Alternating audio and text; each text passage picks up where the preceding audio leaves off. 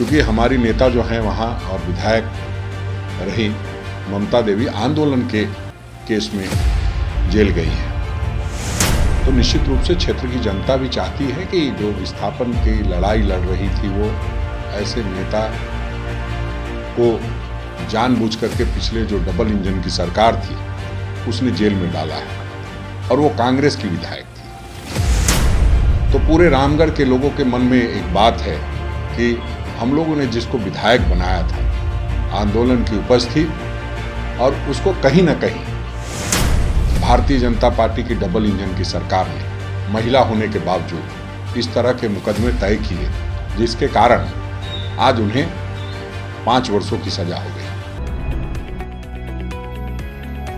रामगढ़ विधायक ममता देवी की विधानसभा सदस्यता रद्द होने के बाद रामगढ़ में उपचुनाव होना है, जिसको लेकर भारत निर्वाचन आयोग की ओर से प्रेस वार्ता रख तिथि की घोषणा कर दी गई। आप सभी को जानकारी दे दें कि 27 फरवरी को रामगढ़ में उपचुनाव होना है, जिसको लेकर सत्तारूढ़ पार्टी और मुख्य विपक्षी पार्टी की ओर से तैयारियां लगभग पूरी हो गई है, क्योंकि कहा जा रहा है कि रामगढ़ कांग्रेस की सीटिंग सीट है। पिछले 8 सालों की बात करेंगे तो कांग्रेस ने 5 उपचुनाव लड़ा है और 5 में जीत हासिल की है, लेकिन इस बार काफ़ी चैलेंजिंग रहने वाला है रामगढ़ उपचुनाव, जिसको लेकर महागठबंधन की ओर से लगातार तैयारियां की जा रही है। लेकिन ये बातें सामने आई है कि महागठबंधन की ओर से कांग्रेस का उम्मीदवार रामगढ़ में उपचुनाव लड़ने वाला है, जिसको लेकर जब हमने कांग्रेस के प्रदेश अध्यक्ष राजेश ठाकुर से बात की तो उन्होंने क्या कुछ जानकारियां फिलहाल दी है, सीधा आप सुनिए। निर्वाचन आयोग की ओर से रामगढ़ उपचुनाव को लेकर तिथि की घोषणा कर दी गई है। कांग्रेस की ओर से क्या कुछ रणनीति फिलहाल तैयार की जा रही है उपचुनाव को लेकर? देखिए, ये तो सबको मालूम था कि फरवरी में चुनाव होना है और उस निमित्त हम लोगों ने जो बैठक की थी, अभी पीएसी की बैठक रामगढ़ में, तो उस पर चर्चा हुई थी और हम लोगों ने संकल्प लिया था कि हम पूरी मजबूती के साथ इस चुनाव को लड़ेंगे।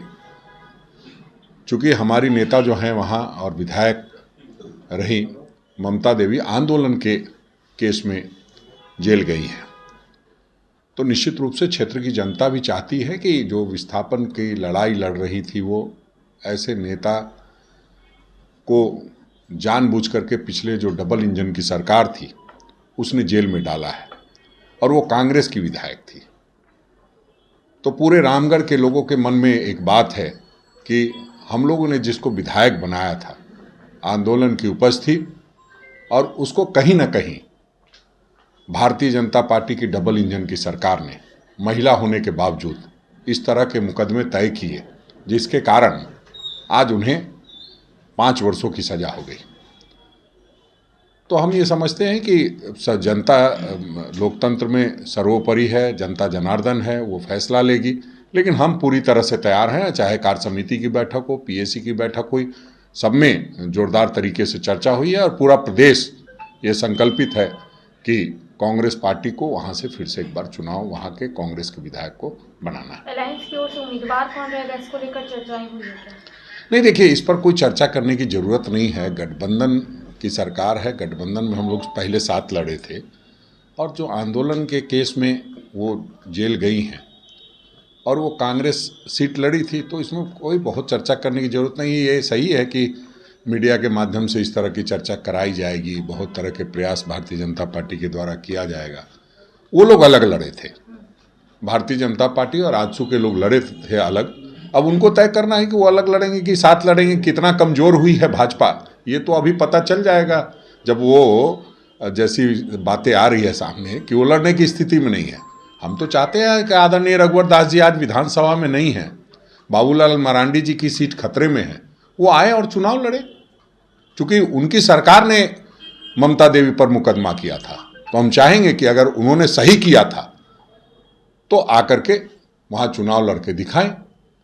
तो जिस तरह से किया है उसका वहाँ न्याय मिलेगा, वहाँ फैसला देगी जनता। भारतीय जनता पार्टी फिलहाल चुनाव लड़ने के हालात में नहीं है, इसलिए निश्चित रूप से हमें लगता है कि उनको आजसू के सहारे ही लड़ना होगा। संभावना जताई जा रही है कि बजरंग महतो उम्मीदवार हो सकते हैं कांग्रेस? नहीं, ये तो निश्चित रूप से जब कोई चुनाव होता है तो लोग तरह तरह की संभावना जताते हैं। ये तो पार्टी को के आला कमान को फैसला करना है। हम तो जो यहाँ का फीडबैक है, आदरणीय प्रभारी जी खुद से रामगढ़ जा कर के उनको वो प्राप्त कर चुके हैं और जो भी फीडबैक लिया जाएगा वो हम देंगे और तभी तय होगा, वो तो हमारे राष्ट्रीय अध्यक्ष के यहाँ सारी चीज़ें तय होगी कि कौन चुनाव लड़ेगा, और जैसे ही तय होगी, जैसे ही सूचना मिलेगी, सबसे पहले आपको बताया जाएगा। तो आपने यहाँ पर कांग्रेस के प्रदेश अध्यक्ष राजेश ठाकुर को सुना, जिन्होंने स्पष्ट रूप से कहा है कि उपचुनाव को लेकर कांग्रेस और महागठबंधन के तमाम लोग तैयार है। भारतीय जनता पार्टी और आजसू कहाँ स्टैंड करती है वो वही लोग तय कर सकते हैं, लेकिन उनका कहना है कि जो मीडिया में और जो भारतीय जनता पार्टी में खबरें चल रही है वो आने वाले दिनों में स्पष्ट हो जाएगा। लेकिन संभावना जो जताई जा रही थी कि उम्मीदवार कांग्रेस से रहेगा, तो उन्होंने चुप्पी तोड़ते हुए कहा है कि जी हाँ, कांग्रेस से ही प्रत्याशी वहाँ पे उतरेगा और इस बार भी हम लोग जीत का परचम लहराएंगे। लेकिन आने वाला समय बताएगा कि आखिर रामगढ़ उपचुनाव में महागठबंधन की ओर से कौन उम्मीदवार रहता है। फिलहाल मेरे साथ इतना ही। कैमरा पर्सन संजय के साथ करिश्मा सिन्हा, न्यूज़ 22 को रांची। 4 धामों में से एक रामेश्वर धाम सहित तिरुपति बालाजी, कन्याकुमारी, मदुरई, मां मीनाक्षी देवी और श्री मल्लिकार्जुन ज्योतिर्लिंग का झारखंड में सबसे कम दर पर सब परिवार दर्शन लाभ का अनुपम अवसर। संपर्क करें मां कामाख्या धार्मिक रेल यात्रा, केसरी नर्सिंग होम, पहला तल्ला, Piska Mor, Ranchi. Welcome to hotel Crowne Plaza. Hotel Crowne Plaza के रेस्टोरेंट सैफरॉन में हम आपको दे रहे हैं क्रिसमस और नए वर्ष के शुभ अवसर पर ग्राहकों के लिए विशेष छूट। 999 से ज्यादा के बिल पर 15% और 1999 से ज्यादा के बिल पर 20% की भारी छूट, और शादी, बर्थडे, सगाई और अन्य सभी प्रकार की पार्टी बुकिंग में भारी छूट।